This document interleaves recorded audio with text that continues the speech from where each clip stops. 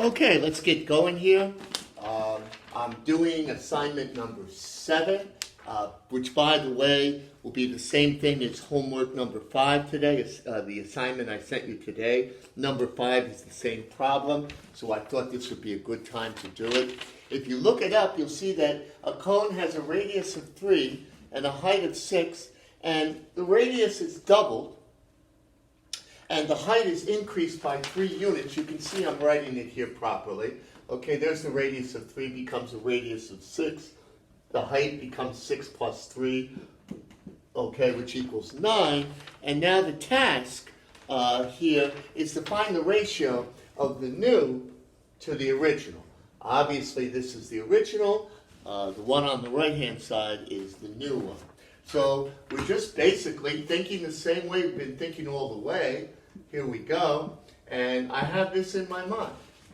Okay? So that's what I'm thinking when I'm doing the problem. But due to reasons of space, I'll erase this. You can do that on your papers when you do your work.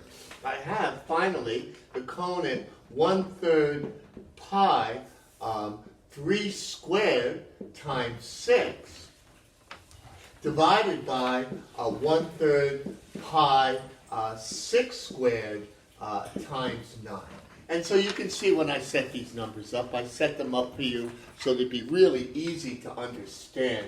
And we can work even quicker now that we've been doing this so many times. Isn't 1/3 pi divided by 1/3 pi the same number?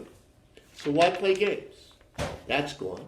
Any number divided by itself is 1. Sorry, I was in the way there. Okay? So what's left? Well, let's do it. We have 3 times 3 times 6, that's 3 squared times 6, times 6 times 6 times 9. That's what we have left. Okay? So I put the bigger object on the bottom instead of the top. So I'll reverse that right now and do it again because we want the ratio of the new to the original.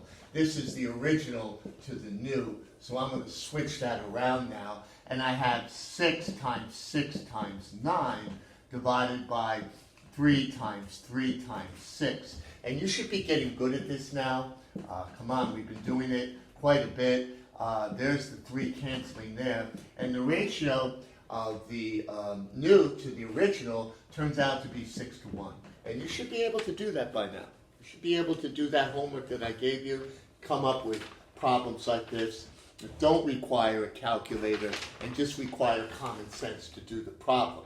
So, I'm going to pose a new problem for you, and I'll do it the next time on videos. I'm making a note of what I'm doing, and I just want you to think when we're doing these things. Since I have time on the video, I'm not going to solve the problem, but I'm going to write it out carefully, and I'd like you to do the following. I have a cone.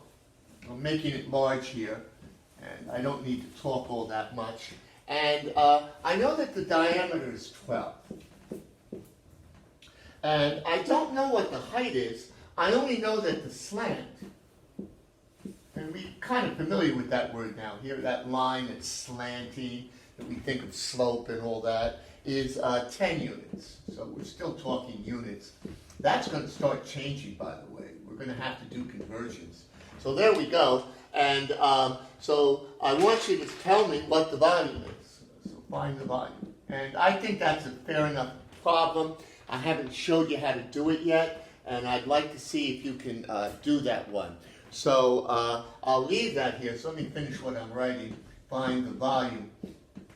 And later in the day, I'm going to come up with a new series of ratio problems, and I'll introduce one to you, and then I'll follow it up the next time we have videos. It is Friday, so I guess we don't do anything on Saturday and Sunday. And I repeat again, please try to communicate with me via Google email. Feedback is very important to any teacher, anywhere in the universe, okay? So there we go, and this is your challenge here. I don't know if it's really a challenge for some of you, but given this data, the math says that I can find the volume of this cone in units. So I'll move this along to you, and we'll be talking shortly because I have some more stuff I want to do with you today.